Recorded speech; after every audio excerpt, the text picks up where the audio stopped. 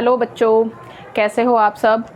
अपनी पिछली वीडियो में हमने डिस्कस किए थे कुछ इंपॉर्टेंट क्वेश्चंस केमिकल रिएक्शन और इक्वेशन के। आज मैं डिस्कस करूंगी आपके साथ में कोरोजन और रेंसिडिटी के टॉपिक के बारे में। ध्यान से देखिएगा, ये टॉपिक इजी है लेकिन इससे क्वेश्चंस निकल के आते हैं तो थोड़े टफ हो जाते हैं कई बार, और 100% एक आध क्वेश्चन इसमें से ज़रूर आता है।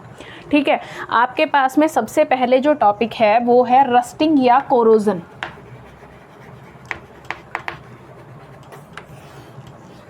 जब भी किसी रिएक्टिव मेटल का सरफेस, कोई भी रिएक्टिव मेटल होता है आपके पास, जैसे कि लोहा है, आयरन, कॉपर भी है, बहुत सारे ऐसे रिएक्टिव मेटल हैं जिनका सरफेस जो होता है वो कोरोड हो जाता है इजीली। किसी भी रिएक्टिव मेटल के सरफेस पे जब भी एयर या फिर वाटर का रिएक्शन होता है, यानी एयर और वाटर उसके ऊपर क्या करते हैं, अटैक करते हैं, तो उसके सरफेस के ऊपर रेड ब्राउन कलर की एक लेयर जम जाती है, जिसे हम क्या कहते हैं, जिसे हम कहते हैं रस्ट। ठीक है, इसे ही हम क्या कहते हैं, रस्ट कहते हैं। और इसी प्रोसेस को हम क्या नाम देते हैं, इसी प्रोसेस को हम कहते हैं कोरोजन या फिर रस्टिंग। ठीक है, जब भी किसी रिएक्टिव मेटल के सरफेस पे एयर या वाटर अटैक करते हैं और उसके सरफेस पर एक रेड ब्राउन कलर की क्या जम जाती है, लेयर जम जाती है, तो उसे हम क्या कहते हैं, रस्ट कहते हैं। और इस प्रोसेस को हम कोरोजन या रस्टिंग का नाम देते हैं। ठीक है, आपके पास जो कोरोजन या रस्टिंग की प्रोसेस है वो एक रिडॉक्स रिएक्शन है। रेडॉक्स रिएक्शन आपको पता है क्या है? अगर नहीं पता है तो मैंने वीडियो बना रखी है ऑक्सीडेशन और रिडक्शन की, जिसका लिंक मैं डिस्क्रिप्शन बॉक्स में डाल दूंगी।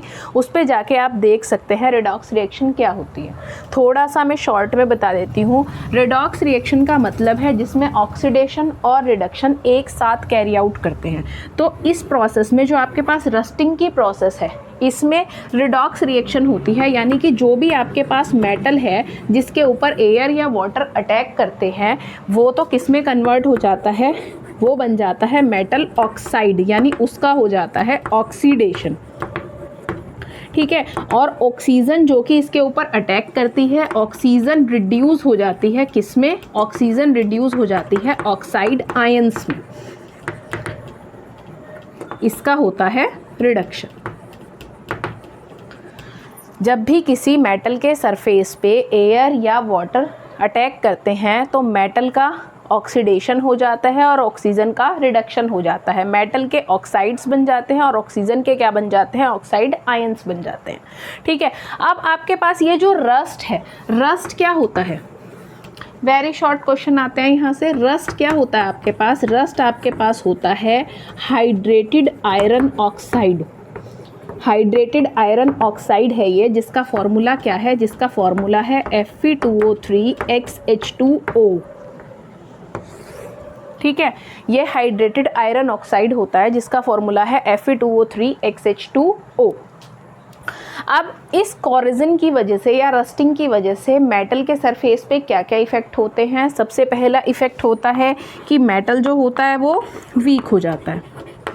ठीक है, इफ़ेक्ट्स क्या क्या होते हैं? मेटल वीक हो जाता है।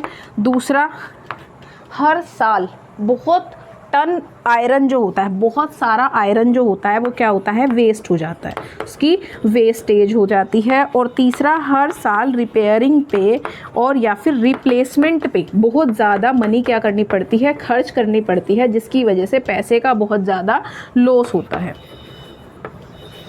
ठीक है, उसके बाद में आपके पास है कि प्रिवेंशन क्या है इसके, यानी कि इससे बचा कैसे जाए, इसको रोका कैसे जाए, रस्टिंग को या फिर कोरोजन को। रस्टिंग और कोरोजन को कैसे रोका जा सकता है? सबसे पहला तरीका क्या है आपके पास कि सरफेस के ऊपर ऑयल या ग्रीस का यूज़ किया जा सकता है मशीन पार्ट्स में, ताकि उनको आसानी से जंग ना लगे और वो ईज़िली वर्क करते रहें। दूसरी चीज़ है पेंट किया जा सकता है, लोहे की चीज़ों के ऊपर पेंट किया जाता है तो ईज़िली उनके ऊपर जंग नहीं लगता। तीसरी चीज़ क्या है, गैल्वेनाइजेशन की प्रोसेस की जा सकती है। गैल्वेनाइजेशन का मतलब क्या होता है?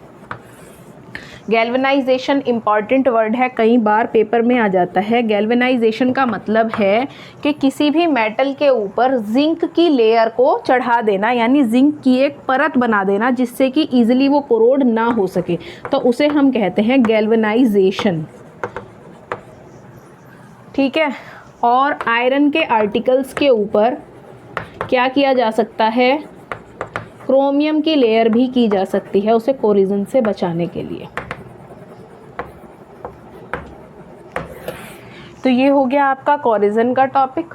उसके बाद में नेक्स्ट टॉपिक है आपके पास रेंसिडिटी। देखिए, हाँ जी, नेक्स्ट टॉपिक है हमारा रेंसिडिटी।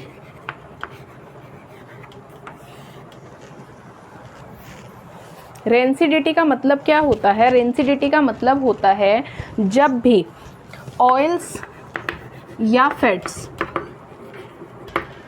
ऑयल्स और फैट्स को अगर बाहर छोड़ दिया जाता है, यानी खाने की चीज़ें, जब आप सिंपल लैंग्वेज में अगर कहें कि खाने की चीज़ों को जब बाहर रख दिया जाता है काफ़ी टाइम के लिए, तो क्या होता है, उनके अंदर स्मेल हो जाती है और उनका टेस्ट चेंज हो जाता है।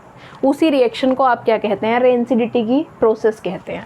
ठीक है। इसी तरह से तो उसमें होता क्या है, अगर आप साइंटिफिक टर्म्स में इस चीज़ को डिफाइन करें कि ऑयल्स और फैट्स जब ऑक्सीडाइज हो जाते हैं, यानी कि एयर के साथ में रिएक्ट करके क्या हो जाते हैं, ऑक्सीडाइज हो जाते हैं, तो उस केस में there is a change in smell और टेस्ट ऑफ फूड। तो फूड की टेस्ट में और स्मेल में क्या हो जाता है, चेंज हो जाता है, और इसी प्रोसेस को हम क्या कहते हैं, इसी को हम कहते हैं रेंसिडिटी। ठीक है, इसे ही हम रेंसिडिटी कहते हैं। रेंसिडिटी के लिए आप क्या कर सकते हैं, कुछ चीज़ें आपने देखी हैं मार्केट से, जैसे चिप्स के पैकेट्स आते हैं। चिप्स के पैकेट्स के अंदर नाइट्रोजन गैस फिल की जाती है। क्यों फिल की जाती है नाइट्रोजन गैस? ताकि उनको बचाया जा सके रेंसिडिटी से। ठीक है, ताकि चिप्स को रेंसिडिटी से बचाया जा सके, इसलिए नाइट्रोजन गैस चिप्स के पैकेट्स में फिल की जाती है, ताकि उनका टेस्ट चेंज ना हो, वो नरम ना हो जाएं, या फिर उनके अंदर स्मेल ना हो जाए। ठीक है, तो इसीलिए रेंसिडिटी से बचाने के लिए उसमें नाइट्रोजन गैस फिल की जाती है। क्वेश्चन कई तरह से आ सकता है कि नाइट्रोजन चिप्स के पैकेट्स के अंदर कौन सी गैस फिल की जाती है? नाइट्रोजन। चिप्स के पैकेट्स के अंदर नाइट्रोजन गैस क्यों फिल की जाती है?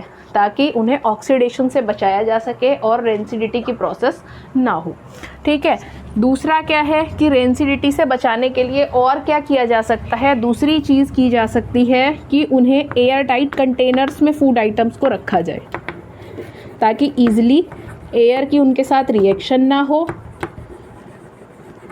एयर की उनके साथ रिएक्शन ना हो और ऑक्सीडेशन कैरी आउट ना करें।